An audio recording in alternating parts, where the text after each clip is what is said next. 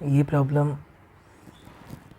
बेहद ही आसान है, सिर्फ डिपेंड करता है अबेल्स फार्मूले पे। ये 2 मार्क्स का है, एमसीक्यू टाइप का क्वेश्चन है। अबेल्स थ्योरम क्या कहती है कि अगर आपके पास सेकेंड ऑर्डर डिफरेंशियल इक्वेशन है y double dash p y dash plus q y equal to 0, तो उस केस के लिए जो रॉन्स्कियन है, रॉन्स्कियन हम दे सकते हैं इस फार्मूले से c times e to the power minus integral of p dx से, c से मल्टीप्लाई है। ओके, अब यहाँ पर जो डिफरेंशियल इक्वेशन दिया हुआ है वो अभी इस फॉर्म में नहीं है। हमें क्या करना होगा, 1 प्लस एक्स स्क्वायर से डिवाइड करना होगा।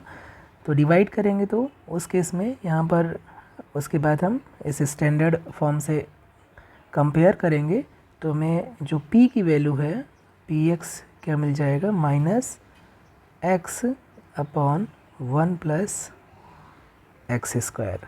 इसलिए जो रॉन्स्कियन है, Wronskian at x equal to हो जाएगा c e to the power minus x upon 1 plus x square dx हो जाएगा, और माइनस माइनस प्लस हो जाएगा और इसे इंटीग्रेट कर सकते हैं c e to the power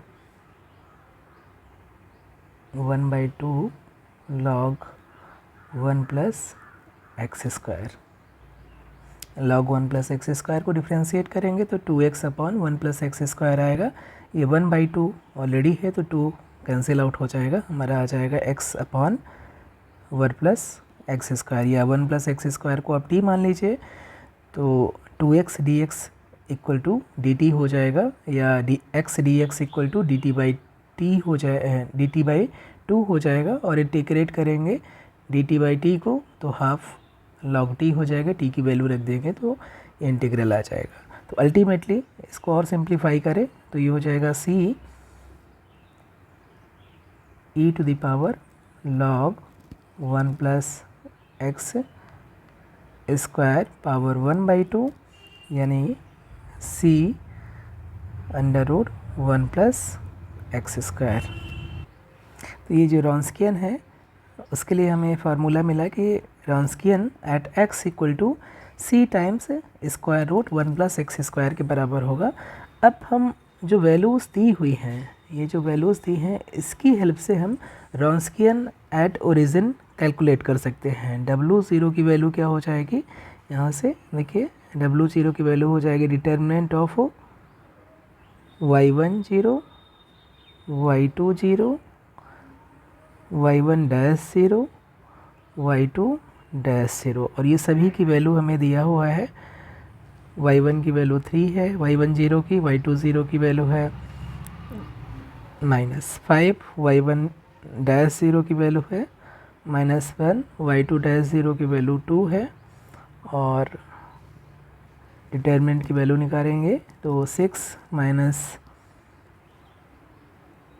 plus 5 हो जाएगा इक्वल टू 1 हो जाएगा। तो 0 पर जो रॉन्स्कियन है उसकी वैल्यू 1 है, और जो हमें फार्मूला मिला है किसी पॉइंट पर जो रॉन्स्कियन है इस फार्मूले से निकलेगा c square root 1 plus x square. ये यहाँ पर c जो है वो कांस्टेंट है, इसकी वैल्यू हमें निकालना है। तो 0 पर हमें वैल्यू मालूम है, x इक्वल टू 0 सब्स्टिट्यूट करेंगे तो ये इसकी वैल्यू 1 है, और राइट साइड 0 सब्स्टिट्यूट करेंगे तो ये c आ जाएगा, इसलिए जो c की वैल्यू है वो 1 हो जाएगी। अब हमें रॉन्स्कियन निकालना है किस पॉइंट पर, हाफ पॉइंट पर, x इक्वल टू हाफ पर।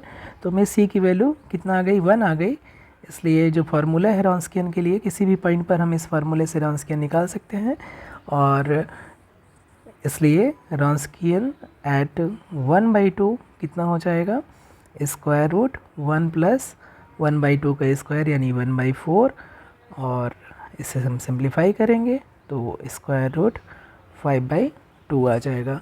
इसलिए ऑप्शन नंबर बी करेक्ट हो जाएगा रॉन्सकियन की वैल्यू एट 1/2 स्क्वायर रूट 5/2 हो जाएगी। ये अबेल्स फार्मूला कहलाता है, ये अबेल्स फार्मूला कहलाता है, अबेल्स थ्योरम या अबेल्स फार्मूला है जिसका यूज हम कर रहे हैं। और ये बहुत ही यूज़फुल है, कई बार इससे रिलेटेड नेट में भी क्वेश्चन पूछता है, कुछ वैल्यूज़ दे देगा जिससे कि हम रॉन्सकियन किसी पर्टिकुलर पॉइंट पर निकाल सकें और किसी अनदर पॉइंट पर हमें रॉन्सकियन निकालना होगा किसी डिफरेंशियल इक्वेशन की हेल्प से। तो यही फार्मूला यूज़ करते हैं। तो किसी डिफरेंशियल इक्वेशन से रिलेटेड जो रॉन्सकियन का फार्मूला है किसी भी जनरल पॉइंट पर इस फार्मूले से निकलेगा और ये अबेल्स थ्योरम या अबेल्स लेमा या अबेल्स फार्मूला कहलाता है। और इसका यूज़ करके हमने देखा कि जो रॉन्सकियन है एट 1/2 ये कितना आ जाएगा, स्क्वायर रूट 5/2, इसलिए ऑप्शन नंबर बी करेक्ट हो जाएगा।